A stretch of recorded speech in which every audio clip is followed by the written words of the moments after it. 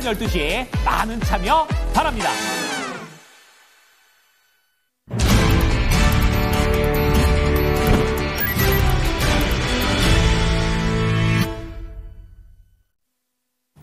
네, 그러면 오늘장 스크리닝 하면서 또 다른 시각으로 시장을 비춰보면 다른 대안이 또 나올 겁니다.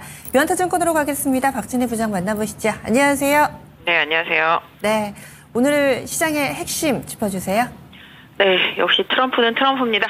트럼프의 관세 발표가 시장에 강력한 영향을 주고 있는 아침입니다. 네, 어떤 섹터가 어떻게 반응을 하고 있는지 쭉 스크리닝 해주시죠.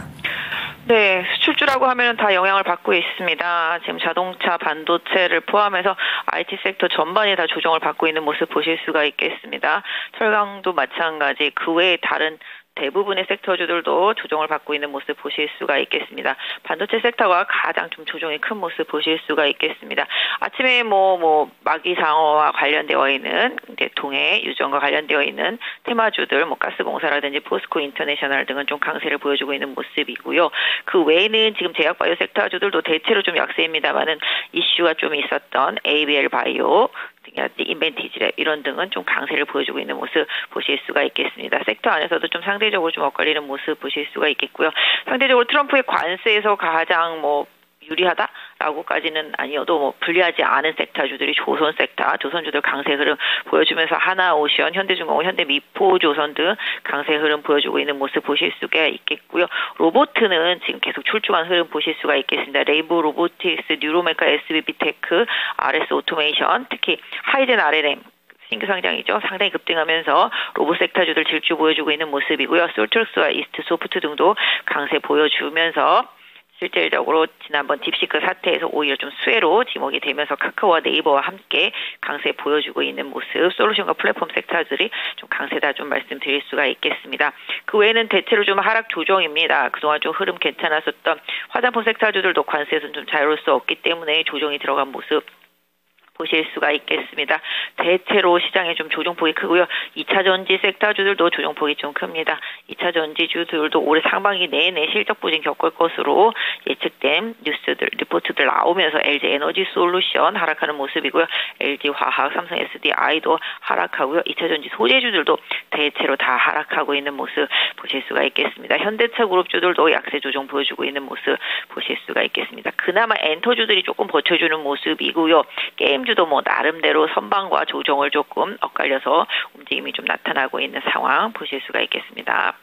네, 이렇게 해서 시장을 쭉 훑어봤는데 수출주면 다 이 관세에 영향을 받는다라고 얘기를 해주셨어요. 그렇다면 앞으로도 계속 이런 기조로 갈 것인지, 현재는 아무래도 즉각적인 반응이 전체적으로 다 밀리더라도 시간이 좀 지나면 지날수록 영향을 더 받는 쪽, 덜 받는 쪽, 생각보다 좀 시장의 반응이 강렬했기 때문에 반등 탄력이 강하게 나올 만한 그런 종목군들도 있을 텐데요. 앞으로는 어떻게 좀 나뉘게 될까요?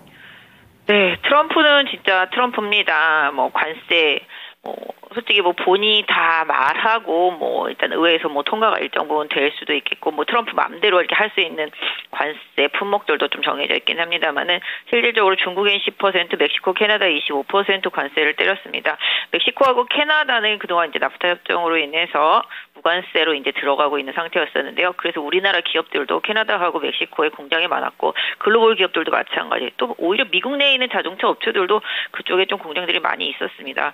미국 내에서도 트럼프의 관세 정책은 반대하는 의견들이 상당히 좀 강한 편인데요. 계속적으로 관철이 될지고 봐야 되겠고, 실행되게 됐을 때 또 보복관세들 또 발표하고, 이제 캐나다도 보복관세 발표하고, 멕시코도 좀 그런 발표를 했기 때문에 이런 보복관세로 인해서 또 글로벌 또 물가에 또 비상이 걸리지 않을까라는 생각, 이런 부분들이 글로벌 경기에 대한 우려감으로 좀 번지고 있는 상황입니다. 이렇게 되면 수출주뿐만 아니라 내수주를 비롯해서 모두 다 조정이고, 그로 인해서 영향을 받을 수밖에 없는 섹터다라고 말씀을 드릴 수가 있겠는데요.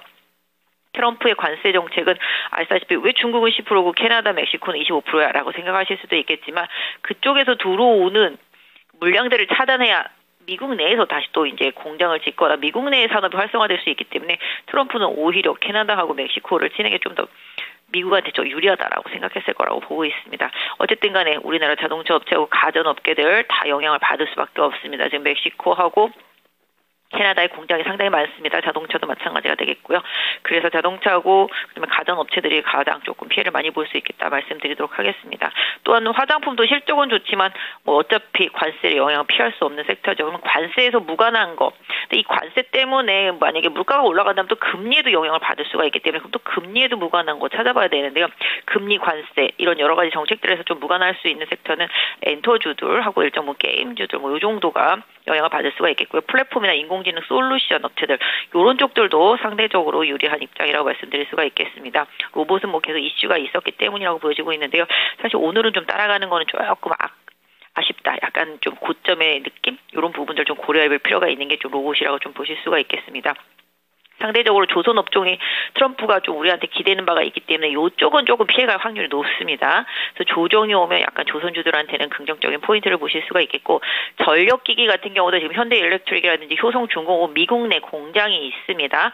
상대적으로 지금 하락폭 조금씩 완화되고 있다라는 좀 염두 두실 수가 있겠고 일단 미국의 공장이 있는 기업들을 좀 소팅해 볼 필요가 있겠습니다. 자동차 부품주들도 일부 미국 내 공장이 있는 기업들이 상당히 좀 있고요. 그다음에 IT 회사들도 일부 있습니다. 태양광 관련 회사들도 마찬가지. 그래서 기본적으로 미국 내 공장에 있는 화장품도 보면은 미국 내에 있는 접점이 있는 기업들 상당히 좀 많이 있는 상태죠. 결국은 이런 부분들로 봤을 때 지금 단기적으로는 관세와 금리 이런 부분에 있어서 좀 자유로운 섹터가 최근에 실적적으로도 좀 부각이 되고 있다라는 점에서 이쪽 섹터에 대해서는 관심이 좀 더 필요하겠고요. 지금 환율 상당히 좀 급등한 상태입니다. 환율이 상당히 좀 급등해 있는 상태이기 때문에 외국인들의 매도세 지속성을 좀 더 봐야 되겠습니다만은 최근에 1월달 쉬지 않고 달려온 시장 결국은 이렇게 끝없이 갈 수는 없는 시장이라는 걸 다시 한번 보여주고 있는데요. 악재가 이제 연속적으로 나오고 있는데 이 악재가 어디서 스톱이 되는지를 좀 확인할 필요가 있겠습니다. 그래서 공격적인 매수보다는 최대한 기다려서 이 악재가 소진되는 포인트에서 외국인들의 수급과 환율 이런 부분들이 좀 변화하는 걸 확인하고 접근하시는 전략이 주도주들한테는 좀 필요해 보이겠고요. 제가 오늘 아침에 차트를 다 봤는데 60일선 내지는 20일선 부분까지 하락을 하고 있는 과정 중에 중간에 있는 것 같습니다.